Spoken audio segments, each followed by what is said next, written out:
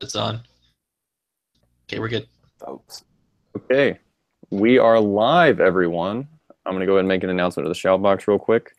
We are.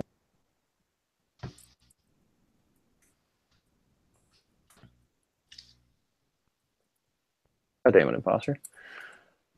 Okay, hello and welcome, everyone, to Around the Horn preseason 2021 edition. We're excited to revive this series, and we look forward to all the interesting stories to come out of the NFLHC this offseason. We have Say Ziri, Clem, and Imposter with us today. And we're going to go ahead and get started with some of the NFL off-season stories that came out this year. So I guess first of all, the big one is, or a few big issues. We're going to go team by team on some of these and see just how people think about them. And we'll start off small, get a little bit bigger as it goes on. So the Browns this year, Ryan Clark was a little bit of a surprise holdout with them. Has that already resolved itself in his new payday that he got? Or will that affect team chemistry down the road? Is that going to make, how is that going to affect the team going forward? Let's go with Say Ziri first.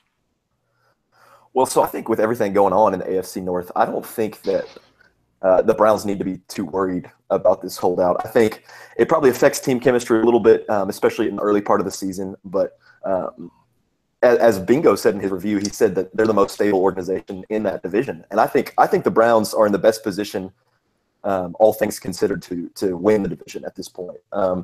So in the grand scheme of things, I don't think it's a big deal. I do think it affects them early on in the season. Oh, early on, not later? No. Okay. What do you think, Clem?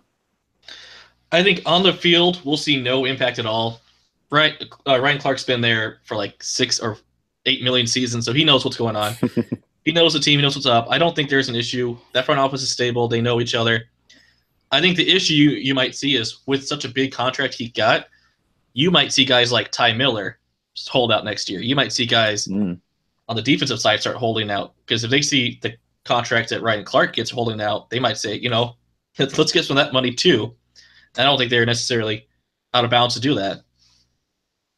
Yeah, because it's interesting you bring up Ty Miller, because he's a very integral part of that offense. Probably one of the, if not outside of Clark, the biggest part of that offense. And that's incredibly interesting to see how that moves going forward. What about you, Imposter? All right, so I can't imagine team chemistry taking a major hit from this. I mean, Brown's front office acted quickly, ensuring that this holdout wouldn't drag on by signing Clark to a staggering 5-year, $110 million contract. Clark's a leader of this offense, sure. Team's probably glad to have him back over, and glad this isn't dragged on like a certain quarterback in the division. We'll talk about that later, I guess. The offense will find success this year, especially in the interesting situation is the AFC North. But with how quickly the Browns responded to the situation, I don't think team chemistry is going to be a problem this year. Okay. The quick response, you think, mitigated a lot of the issues? Yeah. You've seen the Pittsburgh situation, which, again, a different topic for a different time. But you see the difference between acting super fast on it and then letting it drag out through the entire preseason. Yeah. Okay, and before we get into Steelers' side, they have a very similar symptom to, similar offseason issue as to the team we're about to talk about. But so that Funk was named the new Bengals owner very recently, and has taken over the owner and GM position with Gigum as their head coach. What does that personnel change for the Bengals organization do for the team going forward? They had, a pretty stellar first-round draft pick in Sila Lodamau. They have Joel King still in the waiting. They have a fairly were able to re-sign a lot of their stars. But what does that do for that fund going forward? Where do the Bengals go, and how do you think that they're going to? What kind of consistency are they going to get out of that funk? Let's start with, we went with Cesare first. Let's go with Clem next.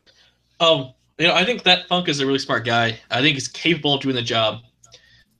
But we've seen in the past, I think one time he took a leave of absence because of some family issues, and I don't know what particulars are, but sometimes he isn't always active. He isn't always engaged. So if he can stay engaged and stay committed, I think the Bengals will turn around quicker sooner than later. I think keeping Giggums around, I think Giggums is a good coach. I think he's a good young talent in the NFL, young being relative to his experience. So I think they're in good shape as long as that Funk stays committed and stays active to the organization. This year they're not going to win the division. I think they lost too much, and I still don't like Joel Keane as a quarterback. But I think it'll take 2 or 3 seasons before they're maybe contending for the division title, because that division just is constantly mediocre at best. There's constant question marks in that division all over, and this offseason's no different. Imposter, what are you thinking about where that Funk takes the Bengals? Well, right now I just feel like there's too many unknowns. As Clem said, that Funk's not always engaged, though he is a really smart guy. Giggums is a good coach, but he hasn't coached in the pro league yet, so I'm not sure how that's going to end up. This offseason was borderline disastrous with the failure to re-sign a lot of our players. They did get R.C. Roan and a couple others back, so they kind of mitigated that. The draft was all right, but as Clem said, the Bengals are not going to be competing this year, even in this division. Give it a year or two, they might be able to. Maybe fix some issues with the offense, because Joel King's not getting it done right now. Maybe develops. But I think there's promise in that front office, especially of Giggums as coach, but I'm not entirely sure yet. The Bengals are just too much of an unknown. I do want to take off points for you even mentioning the name R.C. Roan. I'm really sad. Let's go to Cesare. I mean, I think what they said is generally correct. I think when you look at Cincinnati, you see a lot of pieces for a contender. They got Jank on the outside. They've got Joel King, who I think is a underrated quarterback. I don't think he's terrible. I think he can win games. And then they drafted Sila Lodomau, and I think Sila was one of the greatest steals of the draft. Really, I think he's going to be a guy that they can build their defense around. But the problem with Cincinnati is they have way too many holes to contend this year or even next year. I think it's going to take a lot of proactive building by that Funk to put a roster in place that allows them to contend for their division, even in a weak division. I think it's doable. I think they have all the talent, or they have some building blocks that they need, but I wouldn't count on that happening here in the next 2 or 3 seasons. Okay, seems like people are pretty low on the Bengals for at least the immediate season coming up, but who knows, that might change. And then keeping with the theme of new ownership, the surprise announcement that Sage Bo, the international Tim Tebow lookalike, man of mystery, multimillionaire, has come out from retirement to purchase the Pittsburgh Steelers after the departure of their owner. And he inherits quite a bit of issues. Steelers were picked by many to be the favorite in the division. They have some older stars. They brought in young talent, but also brought in old talent and QS at defensive tackle. But now they have to try and manage what the old regime was having to manage as well, with who are they going to play at quarterback, and how do the people who are playing at quarterback feel about this?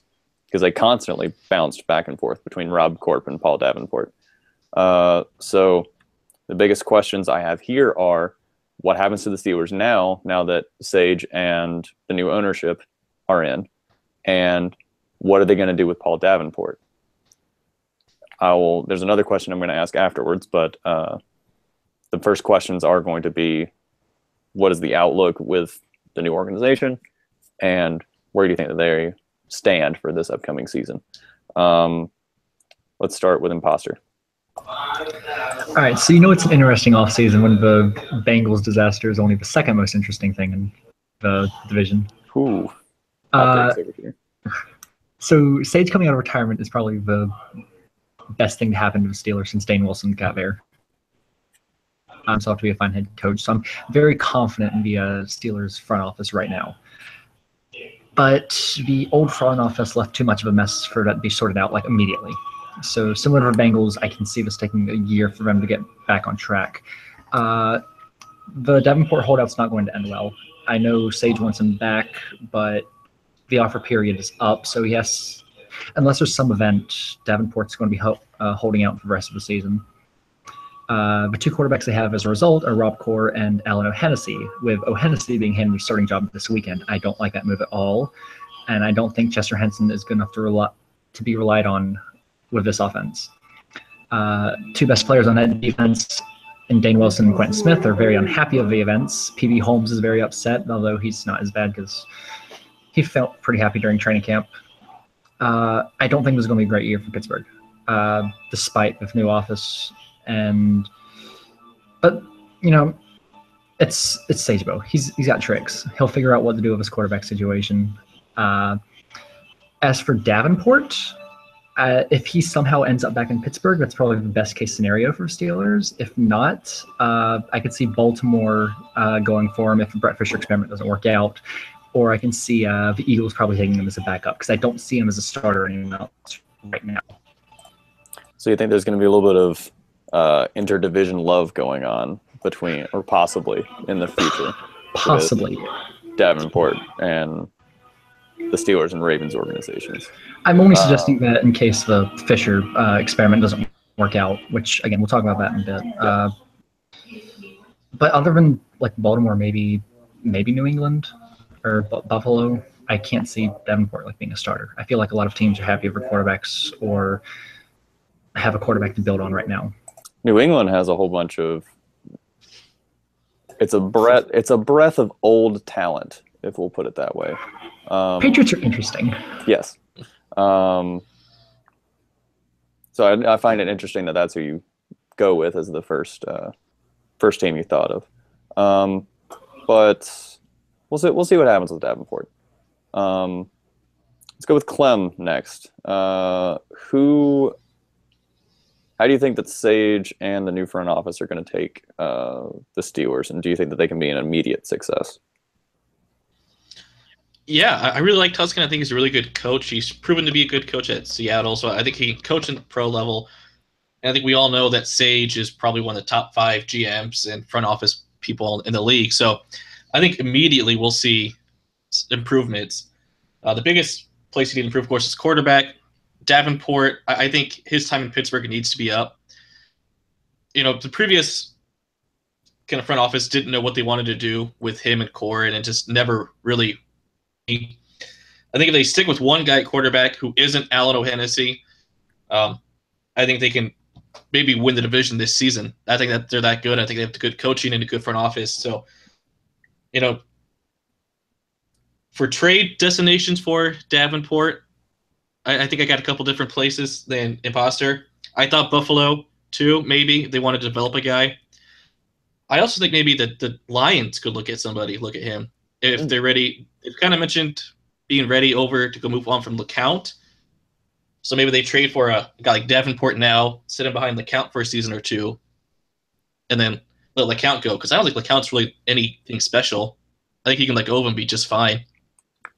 My other teams are Kansas City because they need a quarterback. They have Erastus McCready again starting. And I think the Giants may be interested. Dean's doing a whole bunch of new things. So I think if they decide to switch it up, I think that'd be a possible destination for him as well. But either way, I think his time in Pittsburgh is over and needs to be over. I think he needs to move on personally for himself to better his career. I think it's interesting you bring up the Lions because the Lions have they drafted a backup a few years ago in Elijah Moffett, not Muhammad. bringing in that Muhammad Ali trivia from one of my classes this year. Why is that coming up? Points off for myself. But do you think that they would put Davenport as the backup for LeCount over Moffitt? If they make the trade and if they believe Davenport could be the future, I absolutely would. That would make sense to me. I know he's going to run a different offense, but he has shown to be able to be at least a competent passer, so I don't think he could be terrible in their offensive scheme right now. I think the Lions need to get younger and to kind of switch things up. I think eventually the window's going to close and need to rebuild, and Davenport could possibly be part of that new rebuild that they need to do. What would that mean for Moffitt then? Who cares? It's Moffitt. I don't think he's really anything special. Just trade him, make my backup. I mean, he's Moffitt. It's whatever. If you think Davenport's your guy, who cares about who's on the team now? Okay.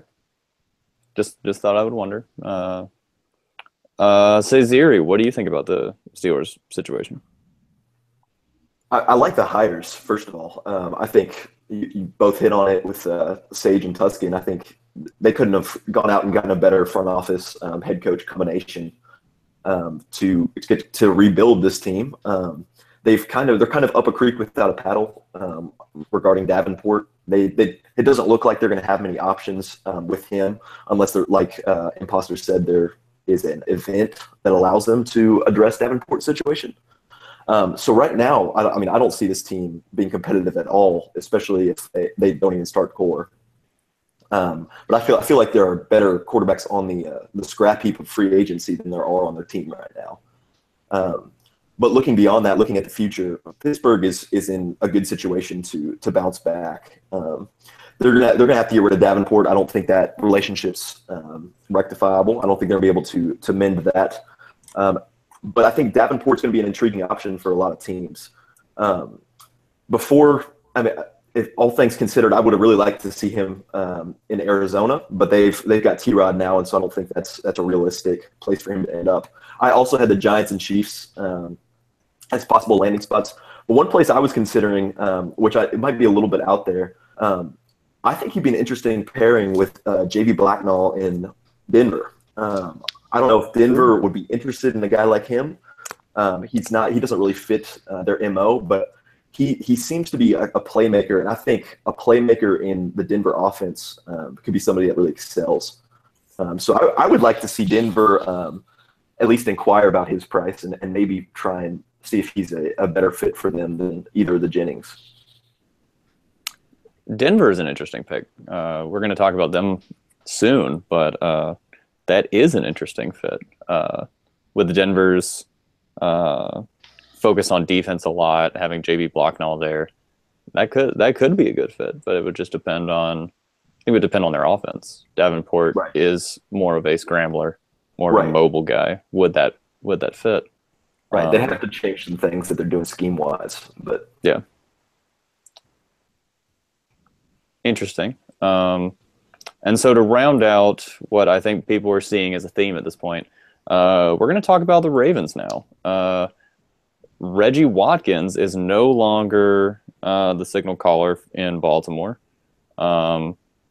He is now with the Patriots. They appear to have, on their current roster, they have two quarterbacks.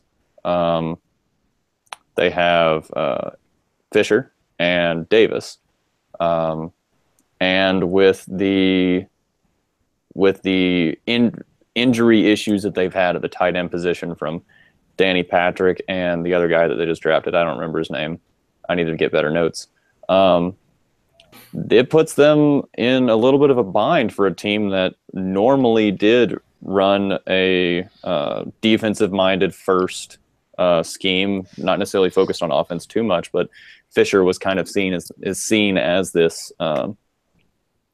Is this going to be a breath of fresh air? Is he going to try and air it out? Is he going to bring that spark that they need on offense? What do you guys think about the move to move on from Watkins? Do you think that Fisher can, in his second year now, do you think that he can get it done and really show that he is the starter here? Let's start with Ziri. I'm not a huge fan of the move. I get why they did it. I understand wanting to start the Fisher era in Baltimore. But again, they're in a division where it's kind of up in the air. It's the division title's up for grabs, and Baltimore had a very real chance of claiming that division crown. I think this puts them back in the same territory as the Browns and to an extent even the Steelers and the Bengals, in the sense that we don't have any certainty regarding the Ravens. If they have Watkins, we at least know what Watkins is. We know how he works in their offense.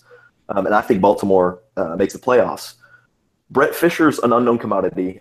He hasn't impressed me very much in the preseason, seeing what he's done. He hasn't been awful. So he's just a big question mark. And in a division full of question marks, having a sure thing, I think, is probably the safer bet. But in the long run, this could be better for the Ravens. Okay. And as one of the Ravens front office members just mentioned to us, I actually did not realize this, but the Ravens also signed Xander Williams this offseason. So as a backup for Fisher in case he goes down. Does that change any of your response there? I think it gives insurance in case Brett Fisher's bad. And I think that helps their case for this season, absolutely. Okay. Clem, what do you think? I don't mind moving up from Watkins. I've never been a big fan of Watkins. I haven't made that known. I think I wrote an article 3 seasons ago recommending them move on from Watkins and find something new at quarterback. He's hit his peak. He's hit his limit. And I know that we know what he can do, and it's not necessarily bad, but have to improve. At some point in time, you need more from your quarterback, and Watkins was never going to give him that. I don't know if Fisher's the guy, but I think he at least gives you something to be excited about. It gives fan base something to get excited about for the first time in probably since signing Tyrone Jones. So I think it's not a bad move. You get something for an older quarterback who's been around for a while. And speaking about Xander Williams, I don't like that move at all. Xander's done. He needs to be done. If Fisher gets hurt, I would honestly rather start Andrew Davis than Xander Williams. I think he is that bad. Talk about the tight end issues that they've had a couple injuries. If they don't, I think that's more important to the team, those injuries, than losing Watkins. Especially starting a younger guy. They don't exactly have good receivers. They have David Wells and then a bunch of nobodies. So having a guy like Danny Patrick out there, who's not necessarily an all-pro guy, at least gives Fisher some sort of stability or some sort of safety blanket. And without that, I think that's going to be the biggest issue to this Ravens offense, is losing the tight ends instead of losing Watkins. Yeah, because they are now, 3 deep at tight end now? And that's just the preseason? I think they're all 77s. Yeah, unless they sign somebody. Tight ends. Yeah, unless they sign somebody, trade for somebody. That's a big hole. Tight end is a fairly underrated position, and Danny Patrick was one of the. I would put him as above average. He definitely helped that offense out a lot. He's probably top 10 tight end. I don't know. There's not too many tight ends above him in my book. Yeah, I agree. I was trying not to. I'm trying not to go. I wasn't trying to sell him too high, I guess is what I should say. And finally, imposter to finish out on the AFC North teams. All right, so it's already been elaborated on, but the issues at tight end are probably going to end the season before it begins. Honestly, I don't think that offense can succeed much without Danny Patrick or Dylan Scott if he was ever going to be a pivotal part. I like the decision to commit to Fisher over Watkins. I don't know. It's something to be excited about. We've already talked about that. I think he showed some promise in the preseason, not a lot. He definitely showed some promise in Miami. I don't know if that's going to translate, but I'm not sure if he's ready for a full-time job, but better now than ever, or better now than later. In a season that's probably not going to end well for him, I might as well try some stuff out, see what Fisher can do and what he can't do, build off of that. And if it's a tight end thing, then surely they can't be injured forever, right? The move for Xander works, I guess. It's a good backup. I kind of agree with Clem about playing Andrew Davis over him, just given the nature of the season. But again, it's not a big deal, I guess. Fisher's the guy we're going to be paying attention to. If he gets hurt, then he gets hurt. You play someone that's probably not going to play in the league for a good while. Okay.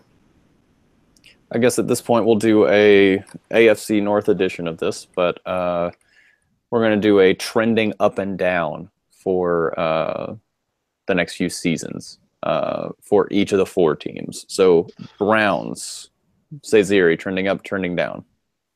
Trending up. Clem? I think they're in the best position of any team in that division. Okay. Clem? Trending up, they're finally drafting well, and that makes all the difference in the world. Imposter? Definitely trending up. I actually feel like they're in the best position to make the playoffs in that division this year. Okay. Bengals, trending up or trending down?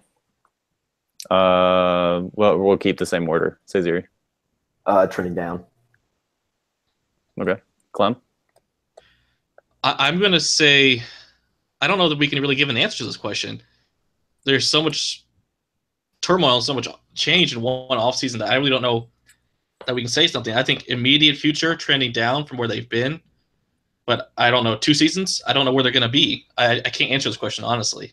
I have no idea what they're going to do, what they look like. Okay. Imposter? From 2020 to 2021, it's definitely trending down just based off on how disastrous this offseason was. But yeah, I like Clem's answer that it's really hard to tell how it's going to be going forward. If there's a neutral answer, I'd take that, but I guess it's slightly down right now. Okay. Cesare, Steelers, up or down? Trending up in the long run just because of their front office. Clem, Steelers, up or down? Trending way up. I really like the front office. I think they'll be really good in 2 or 3 seasons. Imposter, up or down on the Steelers? Similar to the Bengals, and like it's a trend down from what they were, but I definitely feel like there's more upside to what has happened as a result of the events that just occurred with Davenport. So I'll go with slight trending up. Okay. And then final round on this, Ravens, Cesare, up or down? I say trending down. I think there's been too much roster decay, and Brett Fisher's a question mark. Clem? I'll go down immediate future just because you're starting a new quarterback. You're going to have some issues. No tight ends this year. So definitely 2021 down, 2022 maybe down based on how Fisher does. But other than that, I'd say static. They've been static for so long. They're not going either direction long term, I don't think. Okay. Imposter, Ravens, up or down? 2021 Ravens are trending about as down as tight ends are dropping on their roster. You get points for that. And then just to finish this out, and no, we'll cut that. So now we're going to expand onto more of the general NFL HC. With some surprising storylines throughout the season. Denver, we had Cesare, I believe, mentioned that they should possibly trade for Davenport. And a little bit of that, I think, came from a little bit of their preseason performance. Other than Tampa Bay, they were, from what I checked on the records, the only team to go 0-4 in the preseason. Tampa Bay has had some turmoil in recent years, but Denver has been pretty good in the past few seasons and have been close to making playoff push, that kind of thing. Now that one of the two Jennings era is in full force in Denver, should the 0-4 preseason start for Denver be a panic for fans, or should it be is this an overreaction for us to be even talking about this? Imposter. It's preseason, guys. Come on, it's an overreaction. I have full faith in that front office. If we're talking about other 0-4 teams, the Panthers also went 0-4. So they did. If that's any indication, or if that's an indication that Panthers are going to have a bad season, then I don't see it. I do think the offense has some struggles, but like half of our games were backups in the preseason. and they played the Niners, Cowboys, and Rams. Come on. 0-4 in the preseason against those teams isn't anything to be worried about. Give it like 3 or 4 weeks, see what they can or can't do, and then base your reaction then. Counterpoint, they also lost by 18 to the Saints, which was more than what they lost to the Niners and Cowboys by. Combined. Our backups are also like our starters for offense, I guess. We only have like 5 receivers. True. I'm just pointing out for those who weren't necessarily sure. Yes, they played some powerful teams, but they also played a very powerful Saints offense and still lost by 18. Clem, is this a panic for fans or an overreaction from us? I agree with Imposter. Team performance, team win-loss performance in preseason does not matter.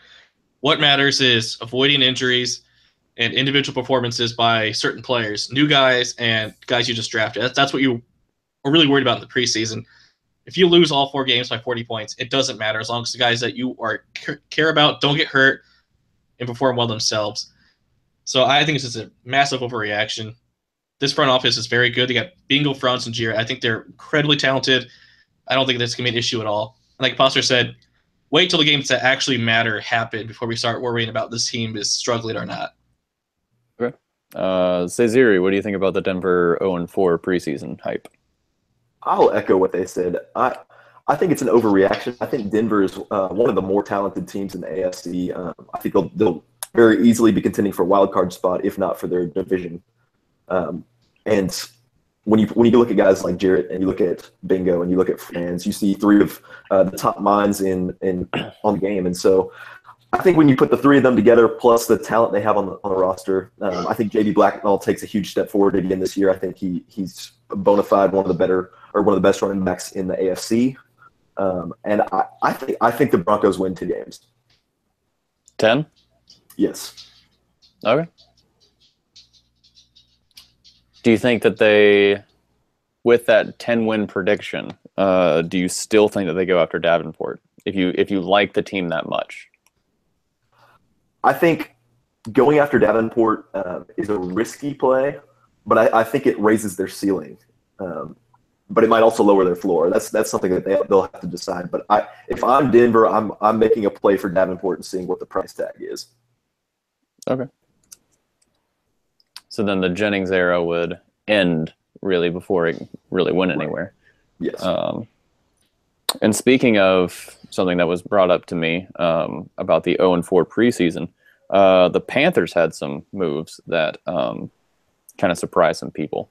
A lot of their moves were seen as win-now moves, trying to make upgrades at certain positions to try and see if they can make that final push now. Are these moves, specifically these trades, going to help them get over that final bubble and finally go out and win that Super Bowl that they've been wanting for so long? Or are they some short-sighted mistakes where they make rash decisions because they really want that Super Bowl trophy? Ceziri. I think it was a rash decision, or some rash decisions, plural. I don't think the Panthers are much worse than they were last season, but you're going to take a big chemistry hit. We've seen that in the preseason. There's been a big chemistry hit on the defensive side of the ball, and then we saw that in the first game. They've already played. They played the Packers, gave up 38 points to the Packers, who are a great offense, but it was like cut through cheese, and so. I think the Panthers still are the best team in their division, certainly, and still are one of the best teams in the NFL. I don't see any of these moves making them better than what they were last year. Okay. Let's go with Clem now. Are the Panthers offseason moves win now? Is that going to help them win now and actually achieve what they've been going for? Or are these going to hurt them more in the next few seasons if they don't get it done? Well, asking if the Panthers are in a win-now mode doesn't make sense because they're constantly in win-now mode. They've been in win-now mode since 2014. That's the only way they know how to live. So everything they do is for winning now. They've tried to win the Super Bowl since they started. So that doesn't make sense to me. But I don't like much of their offseason moves. They let go of Ron Rice just because they couldn't afford him. I don't know they let go of him or he rejected, but either way, that's a huge hit to this team.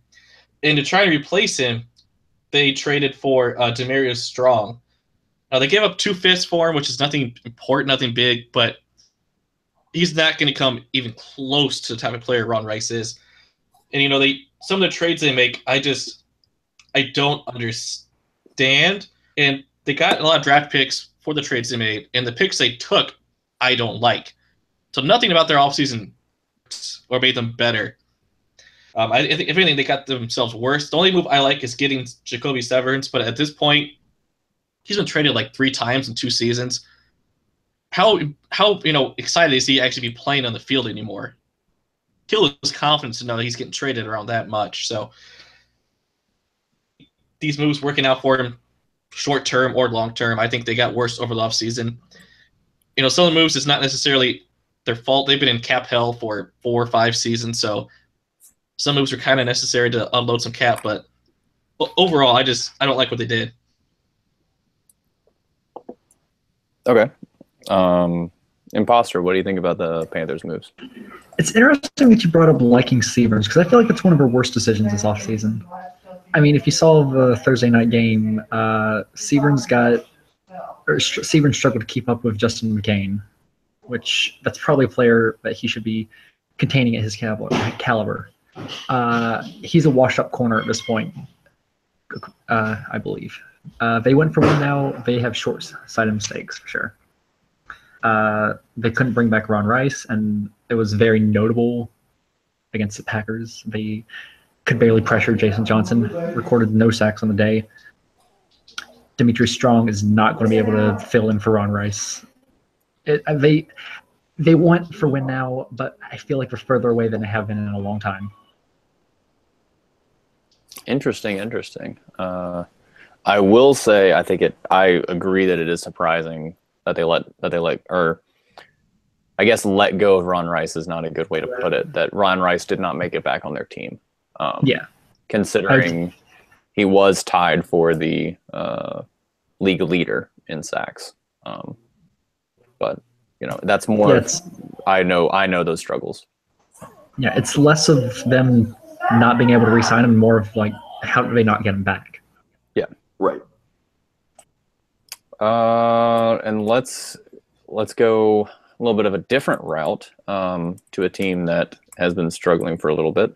The Giants have been in a lot of media stuff recently with a lot of the cuts and push for the team to get younger with a breadth of new talent into the organization.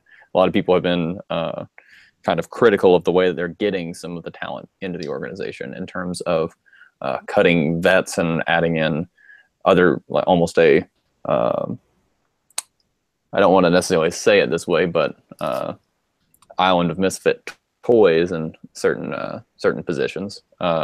Is this the right direction to cut some vets that a lot of people would generally agree are not that great, or bust first round draft picks that really weren't going anywhere?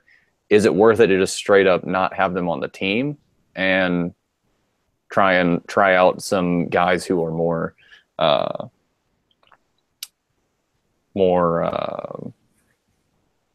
high upside? Is this going in the right direction, or is this more of a step backwards for a team that really did need some stability? Imposter. Well, the Giants are interesting. I don't even know if we're moving in a direction right now. And I don't know. We're trying to get a little creative with the offense, and I feel like that's okay given how bland it's been, but I don't know if we're going about it the right way. They added a solid pocket passer, albeit unproven, in Mike Thomas. But I don't think there was a good receiver for offense. William Anderson getting hurt doesn't help at all, but Tom Oldham as the replacement, not so good. They didn't draft a receiver this year, which I think is a big oversight. The young talent they're bringing in doesn't really have a presence on this team, and they don't have a veteran to look up to. They've always been about defense. The offense feels like messier than ever right now. And it's not, while it's not entirely their fault, more so of previous management, but I feel like a lot of this could have been prevented before the season even began. Okay. Clem, what do you think about the Giants situation? Well, as far as if they're going in the right direction, history with Dean tells us no. He's not been very good, really, anywhere he's been. I don't think really he improved New Orleans that much when he was there.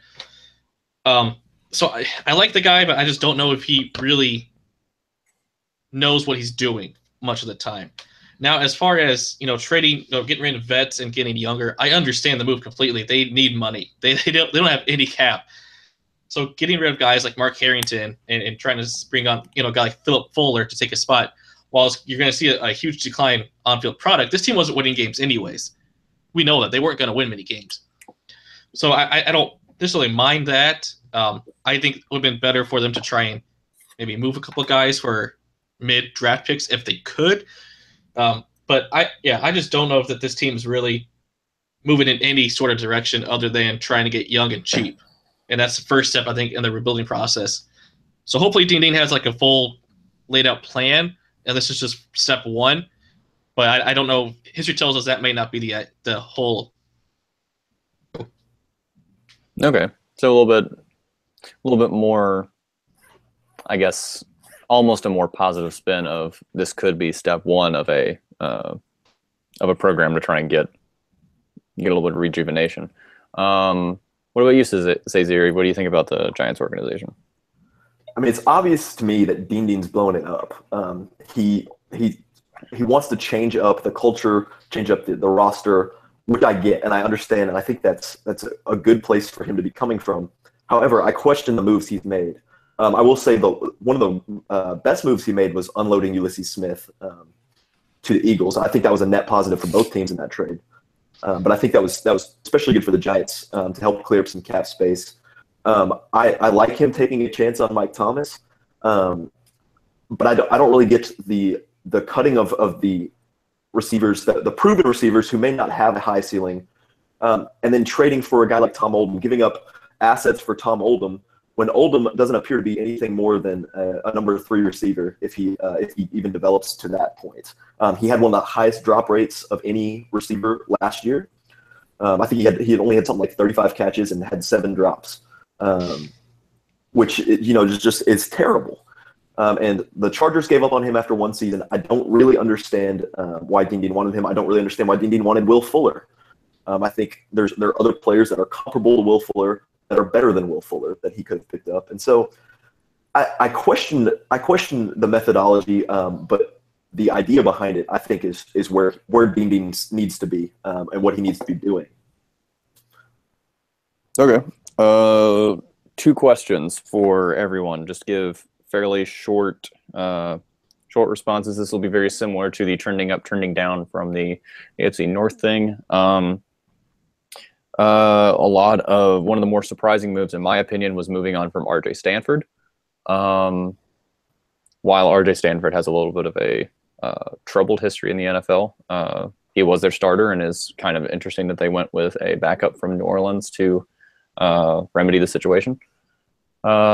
Is this a good or a bad move for them in the upcoming season to put Mike Thomas in, almost a relatively unknown? Do you think it's a good or bad thing that RJ Stanford won't be starting for the Giants? Say Ziri. It's a good thing, simply because they're not going anywhere anyways this season, so they need to find something that works. Okay. Clem, what do you think about RJ Stanford? I think he's bad. I think it's good that they moved on. I think they need to move on a season ago.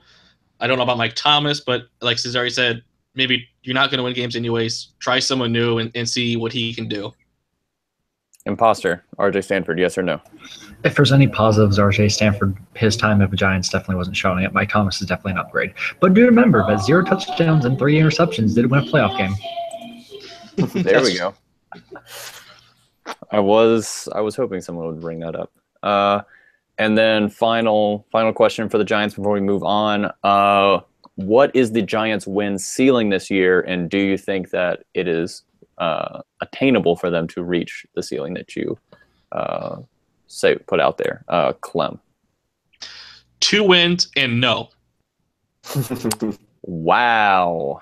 I think this team, defensively, they're still very good. Offensively, it's bad. It's really bad. It's worse than it's ever been, I think. Even with RJ Stanford not playing, I think offensively they're going to struggle to score 14 a game. I think it'll be that bad. Wow. Imposter, win ceiling, and do you think they make it? I don't want to be that harsh on them, but I'd give them 4 wins at most, and I think they're going to struggle to make it there. I don't know if they can. Their defense might actually be the best offense they have. Interesting take. Ceziri, what do you think their win ceiling is, and do you think they make it? I think it's 4 wins. I don't think they make it. I think they end up around 2 wins. Interesting. Okay. Moving on to a team that we talked about a little bit before, but didn't go too in depth with it. The Patriots, they seem to be on team retirement home with Watkins and Werner as their 2 quarterbacks for the year. They're probably going to be bouncing back and forth between those 2. They did draft Luke Trickett out of USC, who put up some impressive numbers in a very exciting offense for the Trojans. This is going to be a question for the entire panel. Would you guys pick Watkins or Werner to be to provide the best chance of winning the team for the upcoming year? Imposter. It's a tough one. I feel like Warner's a better option here if they're going for wins. I don't know if that's actually their goal this year because I don't see them as a competing team, but Warner's probably the better quarterback for the system. Okay. Clem, what do you think? Watkins or Werner? I think I'll go with Watkins just because he actually played last year. I know Werner may be more rested, but Watkins is probably more game ready. So I think he probably provides a better chance to win games early on. Okay. Ceziri, Watkins or Werner? I'll go with Watkins as well. I don't really understand the move of acquiring both of them. I know at the time Watkins wasn't available when they got Werner, but I do think Watkins is the slightly better quarterback. I don't think any of the 3 on the roster are a long-term solution, though. Ooh, none of the 3? No. I don't think Trickett's worth it. Okay. That was actually going to be my next question of, is Trickett the way of the future for them, and how does he learn under 2 guys who are fairly different compared to him? Ceziri, you already answered the question a little bit, albeit short, but Clem, what do you think about Trickett as the possible heir to the Patriots throne? I think he's intriguing. He's totally different than what this franchise is used to. They always go pocket passer. I just don't know what to expect from this front office. It seems like every couple of years they try and rebuild, but don't fully do it. So who knows if Trickett even gets a chance? I'm going to say just based on front office kind of indecisions and maybe Trickett's kind of flaws in his game, I'm just going to say no. Interesting. Okay. Imposter, what do you think about Trickett being the way of the future for the Patriots and learning under Watkins and Werner?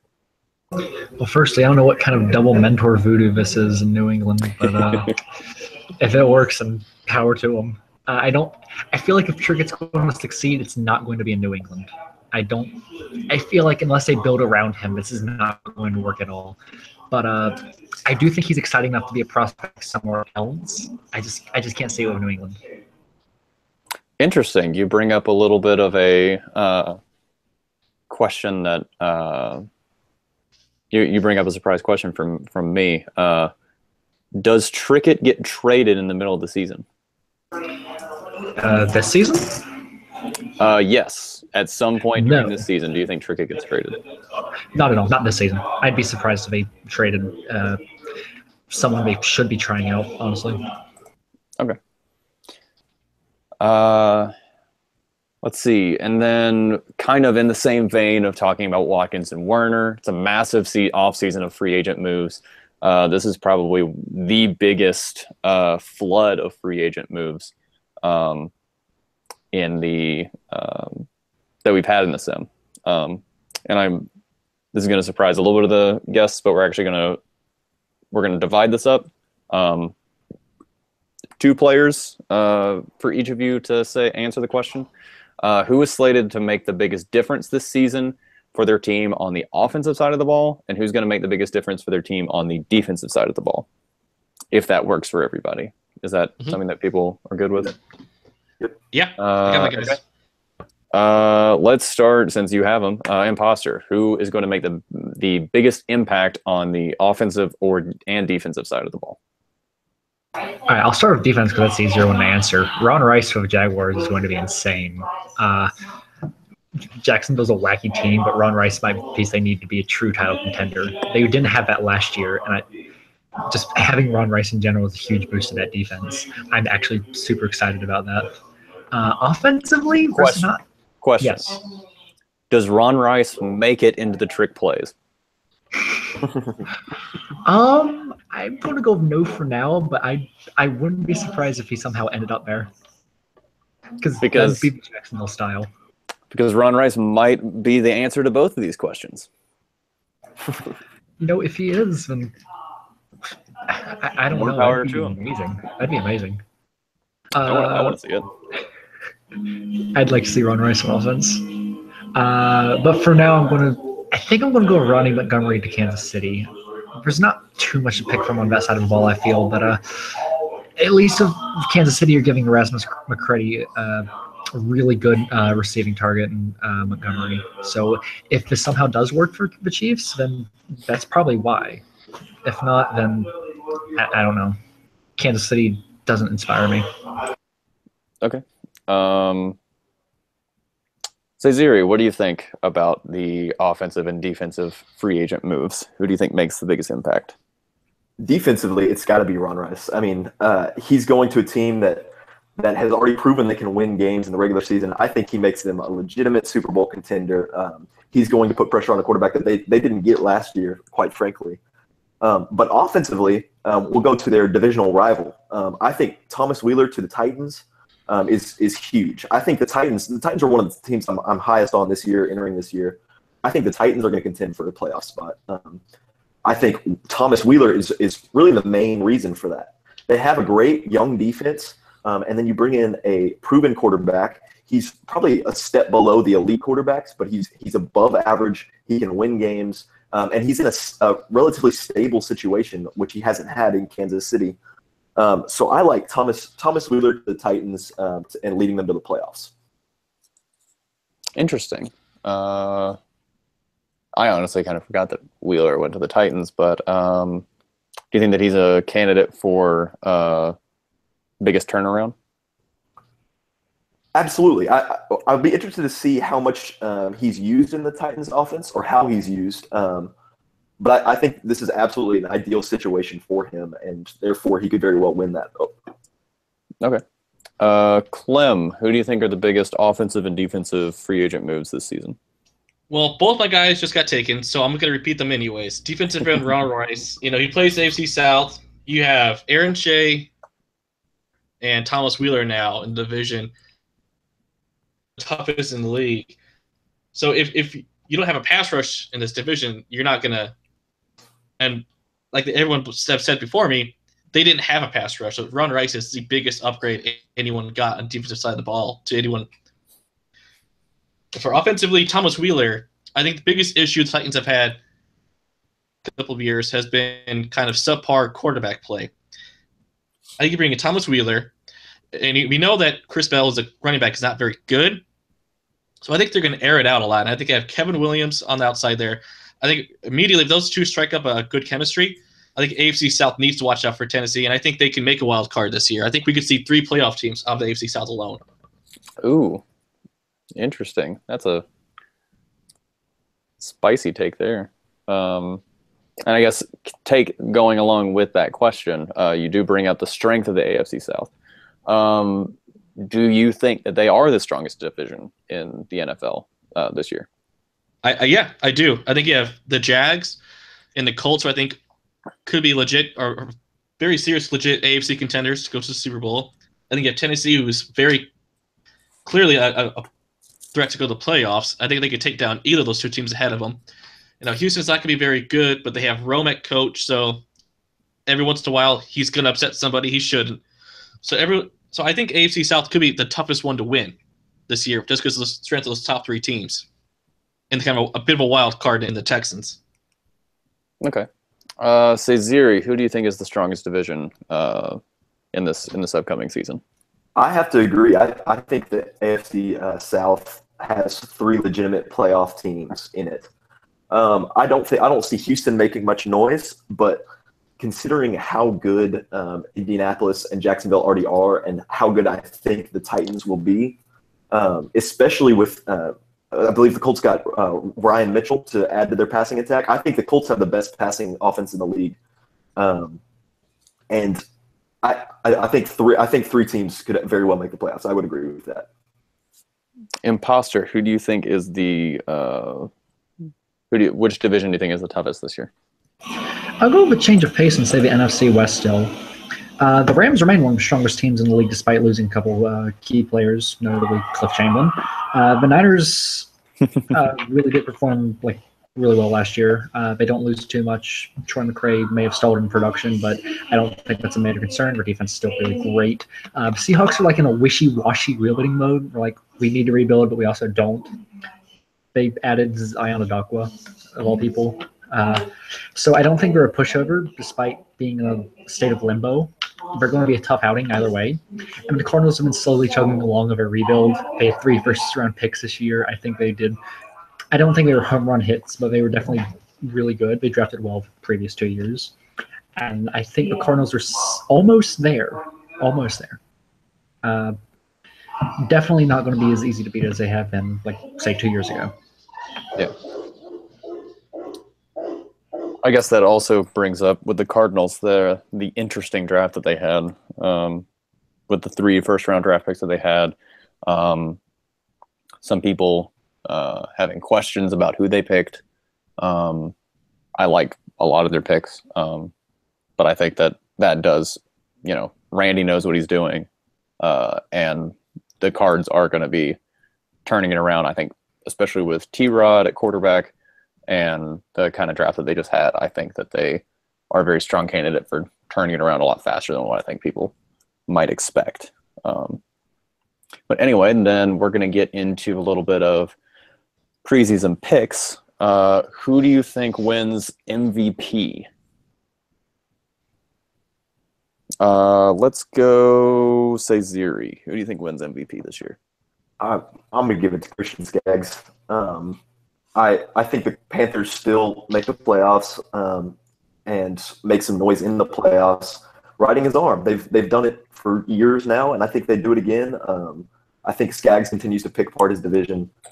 He right now is putting up the best numbers. I think there is a real possibility, however, that Brian Brown will retake the crown as in my mind as the best quarterback in the NFLHC now that they've got J.C. Weldon. I was about to say J.C. Weldon's going to make some noise for Brian Brown there. Clem, who do you think wins MVP this year?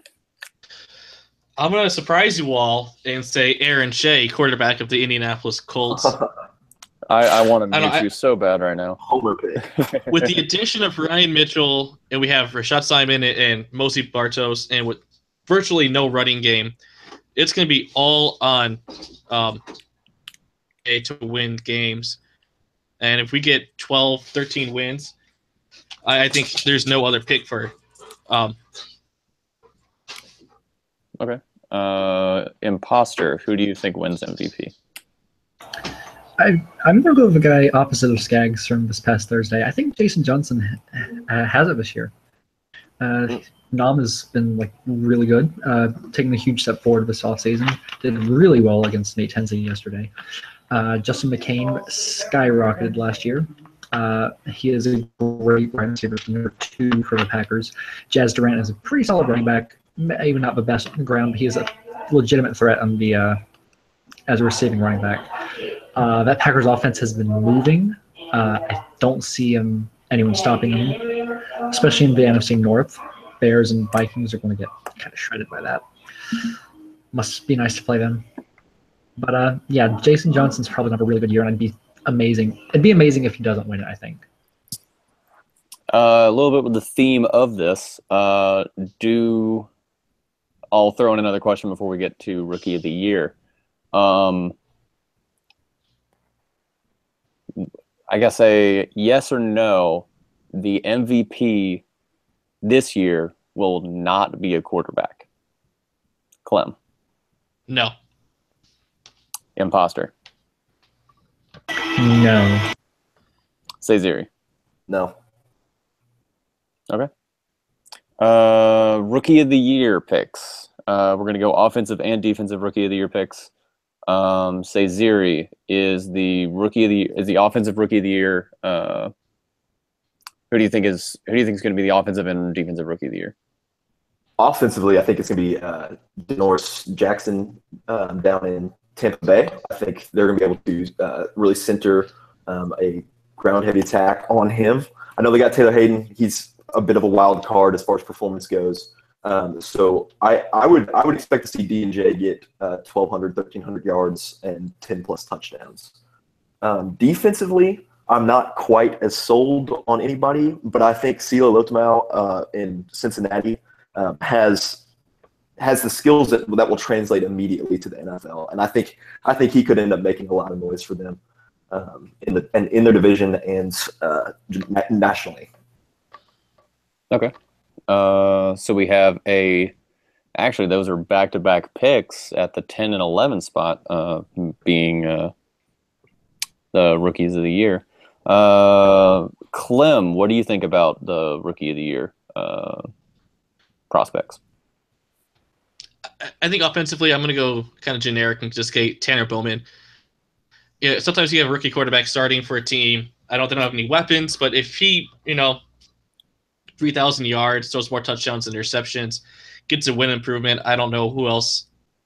I mean, unless Denoris Jackson goes off like Cesare thinks he will, then I think he should win. But I think he'll go to Tanner Bowman. These awards, a couple positions, and I think he'll be the guy. Defensively, outside of Sila, I don't really know that there's too many guys. Maybe Kevin McQueen if he lights it up, but there's not a whole lot outside of Sila. I think they could immediately come in and have a big impact enough to win that award. Okay.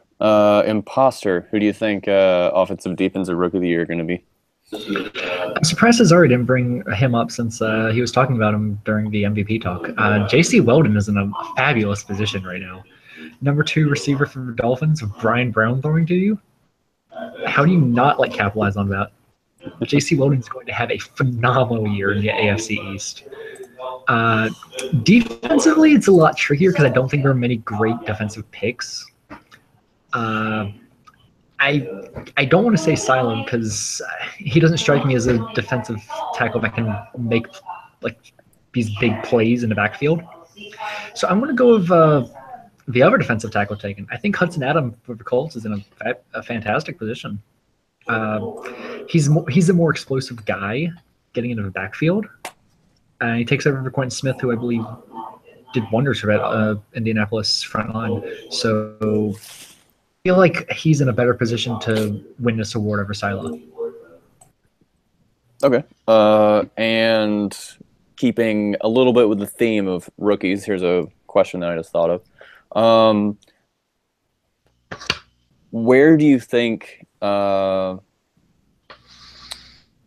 do you think that Muhammad Foster is going to do in Chicago? Is that going to be a great fit from day one? Is that going to be a growing? He's going to have to grow into it a little bit, or is that going to be? Is that a disaster waiting to happen? Clem. I like Foster. I understand why Chicago took him, but I think we're going to see a lot. You okay, Clem? It's hard to say. I don't know if he'll even start the whole season. They might play Brookshire at times. I don't know. I like Foster, I just think we'll see. It'll take a while to have the full fruits come to fruition for him, especially with the team that's around him right now. Okay. Cezeri, Muhammad Foster, do you think that he grows into the position? Is he not going to start out great, or is he going to be an immediate success? He will not be an immediate success, but I do think that he's going to be a good quarterback in the league. I think the talent around him is lacking. We're still unsure about what's happening with Brookshire. I'm not even convinced that Foster will see the field this year. I remember Darman mentioning that in the shout box the other day was that he wasn't convinced that Foster would see the field either, and he's coaching them. So I think we'll probably end up seeing Muhammad Foster. I don't think he'll be an overnight success, but I don't think he'll end up as a bust. He'll be the guy for Chicago for a long time. Okay. Imposter, what are your feelings on Muhammad Foster? So many people are unsure if he's going to play, but I'll guarantee you that he's going to play at least like 5-6 games this year, at least. Do you think do you think he plays early or late? Give it to midseason at best. Midseason, okay. Yeah. I think it's the most mind-boggling pick of the draft, honestly, but Chicago's not in a position to help Muhammad Foster, but he'll grow into it if they build around him. Okay. I would like to say I loved Muhammad Foster coming out of the draft, followed him for a pretty long time.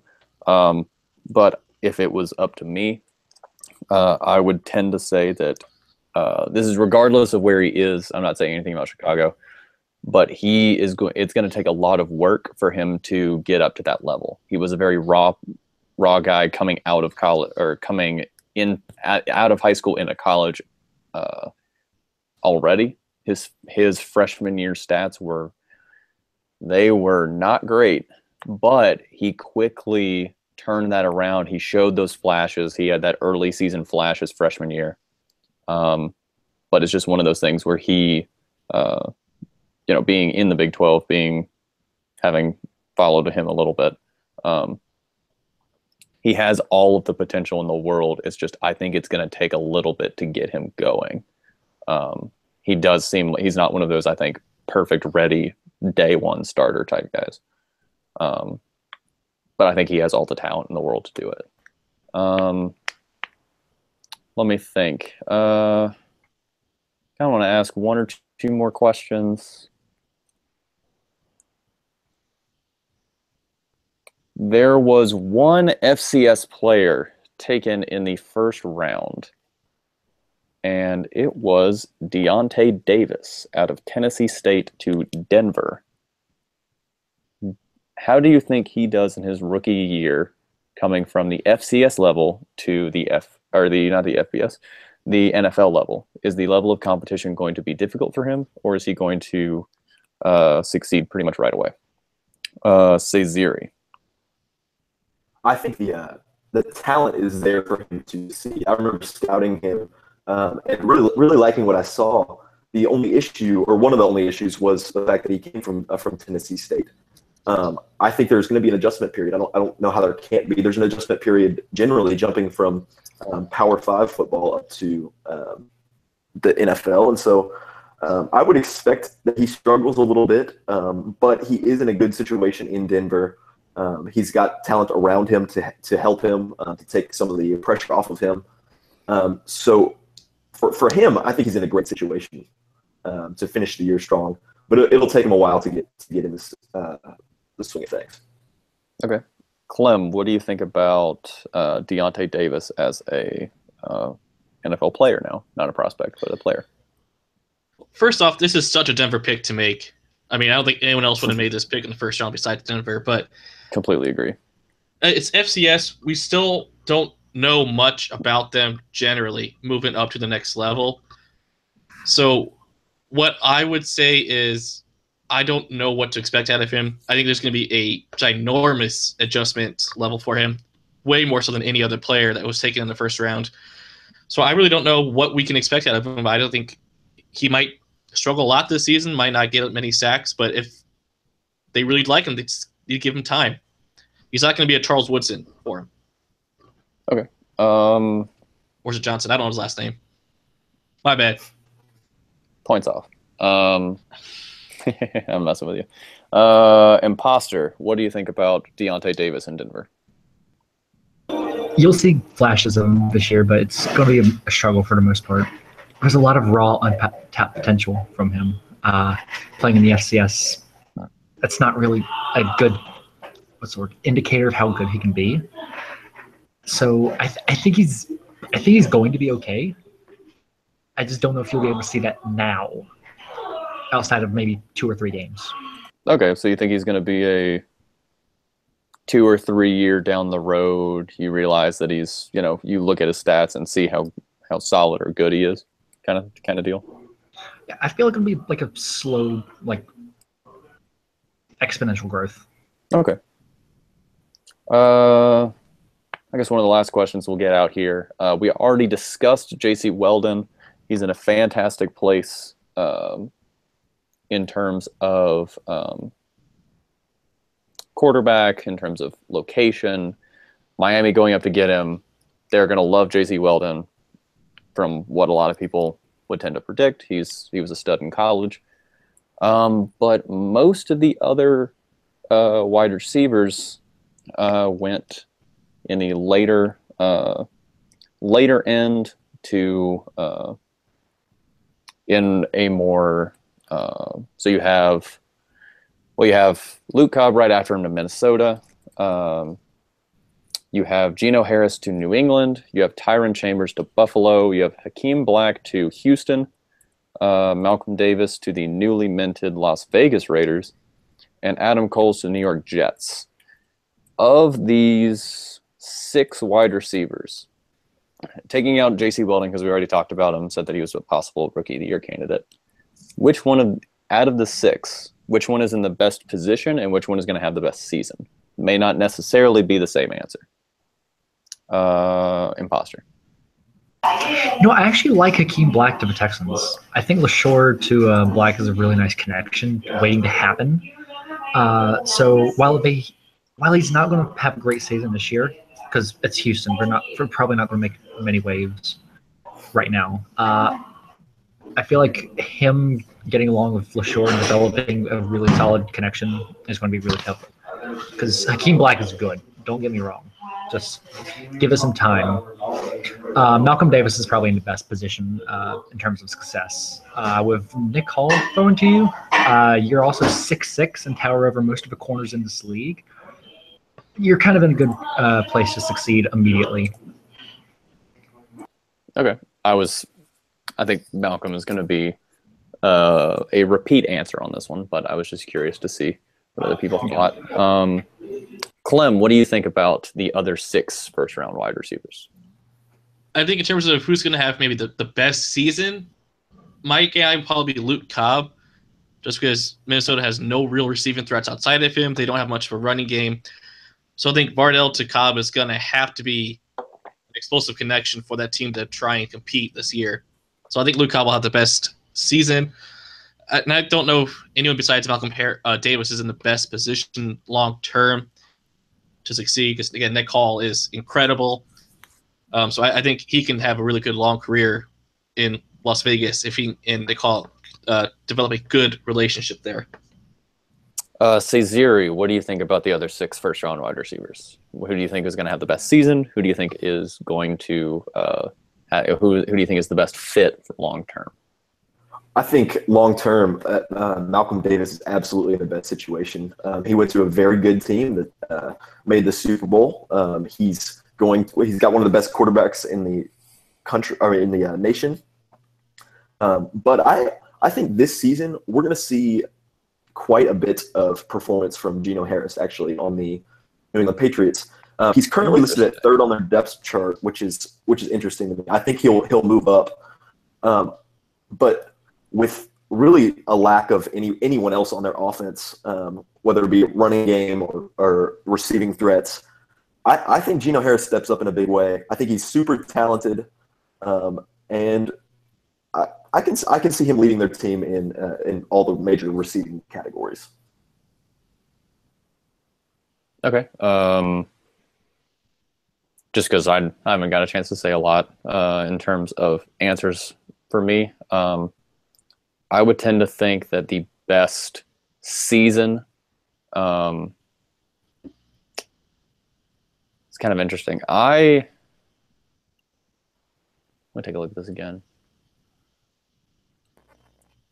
Best individual season this year, I'm going to break away from the crowd a little bit. I think Adam Coles is going to have the best season. He went to his former college coach, and if there's anyone who knows how to use Adam Coles, I think it's him. And I think that he's built for the slot. They needed a slot receiver. I think that it's a perfect fit, and I think Adam Coles can make some absolute fantastic plays. And, so long as all of that translates, because, as a guy who's going to be protected in the slot, he got 16 touchdowns this past year and was incredibly efficient in terms of yards per catch. I think that's very well worth the Jets picking him up, and he's going to have a fantastic quarterback of his own to be throwing to him. In terms of long-term success, I kind of agree with Imposter in that I like the Hakeem Black fit to Houston. I think he fits a perfect role in that offense to be that number 2 wide receiver for them, because they'll have Scar in the slot, they'll have Black on the outside, and then they have White on the other side to be that. White is used to being that number 1 wide receiver number 1. Black, I think, can immediately come in and be that wide receiver number 2. Scar can be that slot, scrappy slot white. Almost said white guy. I did say white guy. I assume he is. I don't know. Anyway, but I think that Black helps LaSure almost immediately. People had kind of had issues with LaSure in the past with him not necessarily hanging on to the ball well, but with a receiving core like that, I think he's going to do pretty well. I would say that just about wraps up everything that I have on here. I guess the only thing that we would probably do is a quick college football shout out to someone that I've worked with a lot, but Oklahoma State's surprise vacancy was filled, and it was a familiar face around here. How good do you think Randy is going to be immediately at Oklahoma State, and do you think that he is going to how do you see him going forward? Ziri. I think immediately bringing in one of the best coaches in CFBHC history makes Oklahoma State an outside contender for the Big 12 title. I don't think they're quite as talented as some of the other teams in the Big 12, but I think his coaching will mitigate some of that difference in talent. Going forward, their recruiting class isn't shaping up very well right now. I think Randy changes that a little bit, but four seasons from now, when all of Randy's players are in, I think Oklahoma State's going to be as good as anybody. I think he's going to be able to recruit the hell out of Texas and Oklahoma. And the surrounding areas, and I don't see any reason that Oklahoma State can't be a perennial Big 12 winner. Okay, Clem, how do you see Randy doing at Oklahoma State? I don't know if I'm going to say anything different than Cesar. I think he hit it right in the head. I think immediately I don't know that they can compete for a Big 12 title, but they'll push for it. I think they'll push the couple top teams like Oklahoma and TCU to the brink of the edge. But I think long term, this is just. We could look at Oklahoma State being a perennial national power if he can get the recruiting in Texas like he did in Florida and he did in Alabama. If he can recruit like he did at Alabama, Oklahoma State's a national, yearly, perennial power. Imposter, how do you feel about Randy at Oklahoma State? Home run higher, of course, but their ceiling right now is probably top 3 in the Big 12. I feel like they can knock off one of TCU, Oklahoma, or Texas, though, because, this is Randy we're talking about. We're going to upset someone.